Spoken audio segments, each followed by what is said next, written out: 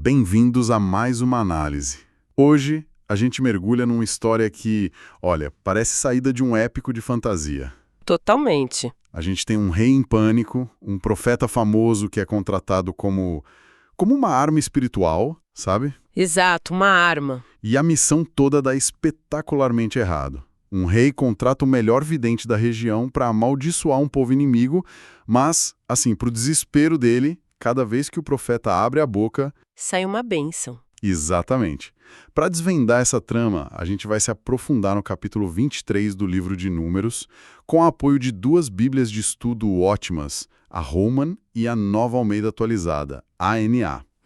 Nosso objetivo é ir além do óbvio, entender a tensão política daquele momento, a lógica por trás desses rituais que hoje parecem, sei lá, estranhos, e a mensagem principal sobre poder, palavras e soberania. E eu acho crucial a gente começar com a mentalidade da época.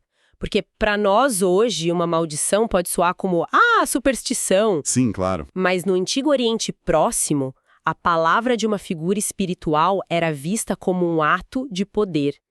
Algo que alterava a realidade, entende? Tinha um peso real. Um peso real. O Balaque, o rei de Moabe, ele não estava só contratando um serviço de propaganda negativa. Ele acreditava de verdade que estava acionando uma arma de destruição em massa. Uau! Uma arma capaz de enfraquecer Israel antes mesmo da primeira batalha.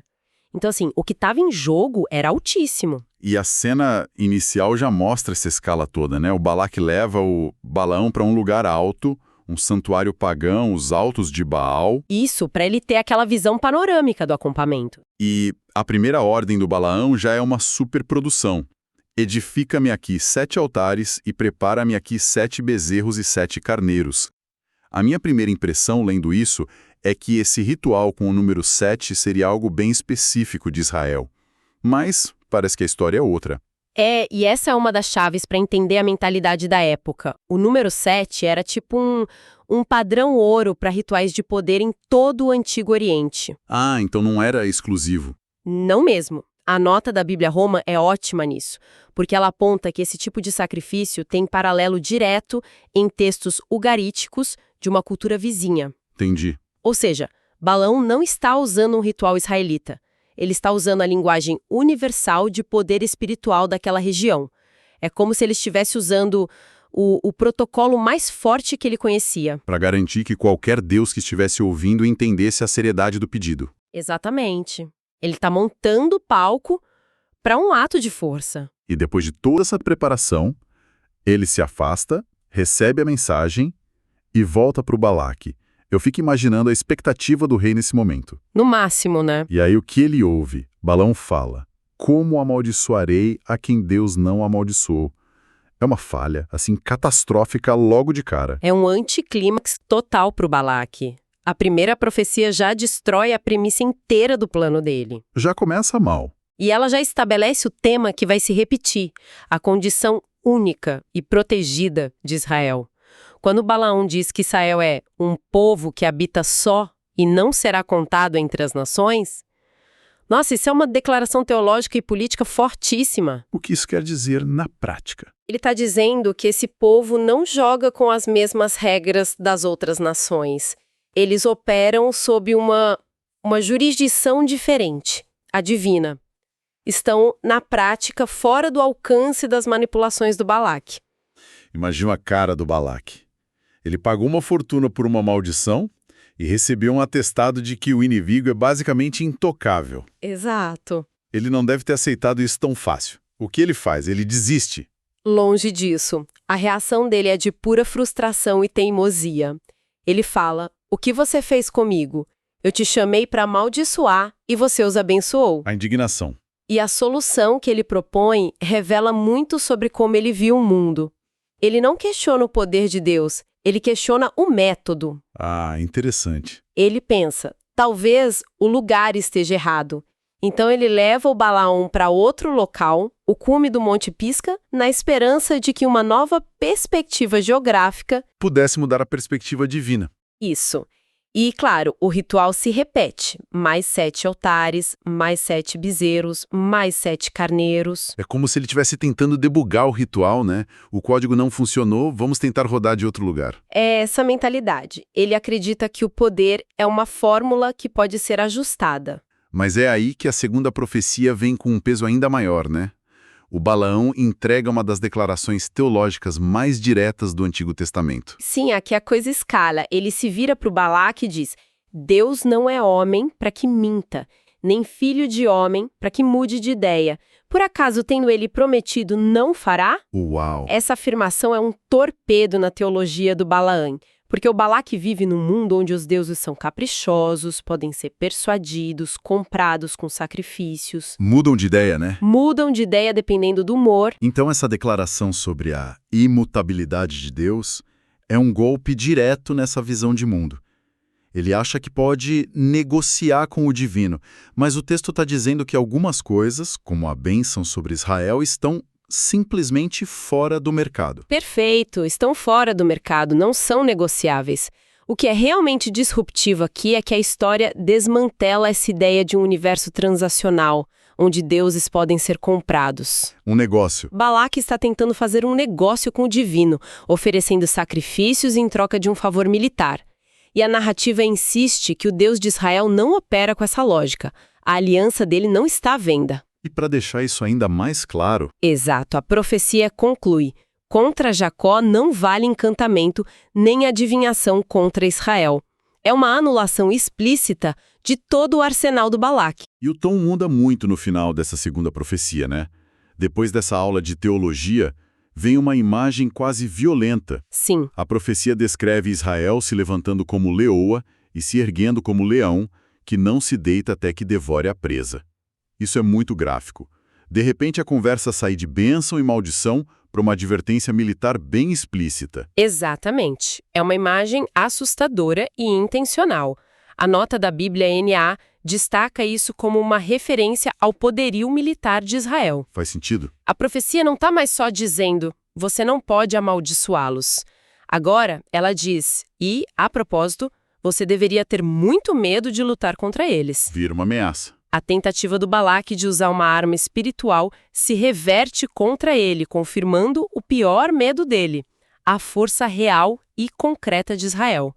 A maldição vira um aviso de perigo para ele mesmo. 2 tentativas, 2 fracassos, assim, espetaculares, um rei normal talvez, sei lá, cortasse as pernas e mandasse o profeta embora. Pois é. Mas o Balaque parece movido por um desespero obstinado. Ele ainda tem uma última cartada. Ele tenta uma terceira e última vez, leva o Balaão ao cume do Monte Peor, um lugar associado a um culto local. Tentando outra divindade, talvez. Talvez, ou só um ângulo diferente com vista para o deserto que pudesse finalmente inspirar uma maldição. E, de forma quase patética, o ritual dos 7 altares é preparado de novo. Mas aqui algo muda no comportamento do Balaão. Sim. O texto diz uma coisa curiosa, que dessa vez o Balaão não foi como das outras vezes ao encontro de encantamentos. O que essa mudança sutil significa? Ele está desistindo de lutar contra a mensagem. Que essa é uma transição crucial.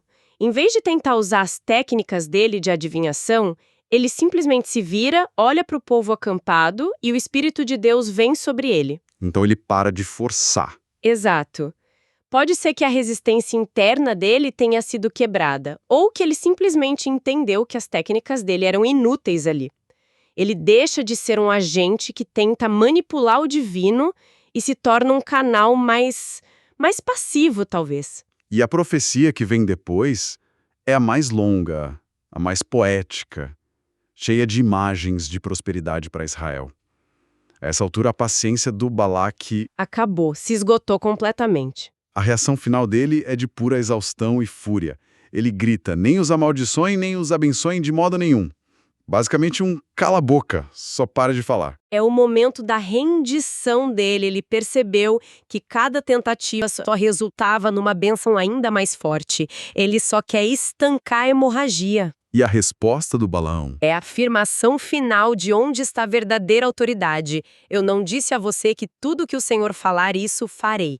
O poder mudou de mãos. O rei que contratou o profeta não tem mais controle. E o profeta contratado também não. Nenhum dos dois. Ambos estão sujeitos a uma vontade maior. Então, recapitulando essa jornada, a gente passou por 3 rituais caríssimos, 3 locais estratégicos e 3 profecias que fizeram o oposto do que foram pagas para fazer. A história parece ser uma grande demonstração de que o plano do Balaque estava condenado desde o início. Exatamente. No final, a grande lição que o texto constrói é sobre a natureza do poder. O Balaque acreditava que o poder residia em rituais, em locais sagrados, nas palavras de um especialista como o Balaão. E a história vai desconstruindo isso ponto a ponto. Sistematicamente. Ela mostra que o verdadeiro poder, na perspectiva do texto, não está em nada disso, mas na promessa e na fidelidade de um Deus que não pode ser manipulado. É uma narrativa que reafirma a aliança divina com Israel de uma forma muito dramática, sabe? Mostrando que ela é inabalável. Inabalável, mesmo diante das maiores potências políticas e espirituais da região. É uma reviravolta completa. A maior tentativa de amaldiçoar Israel acaba se tornando uma das mais fortes afirmações da sua bênção em toda a Bíblia. Mas essa história toda me deixa pensando no próprio Balaão. Ah, sim. É um personagem complexo. Muito. A narrativa foca na incapacidade dele de amaldiçoar, sendo forçado a abençoar, mas ele foi contratado por um trabalho maligno, claramente motivado pela ganância. E mesmo assim, ele se torna o porta-voz de verdades teológicas profundíssimas. Essa é a tensão fascinante no coração do personagem. Ele não é um herói.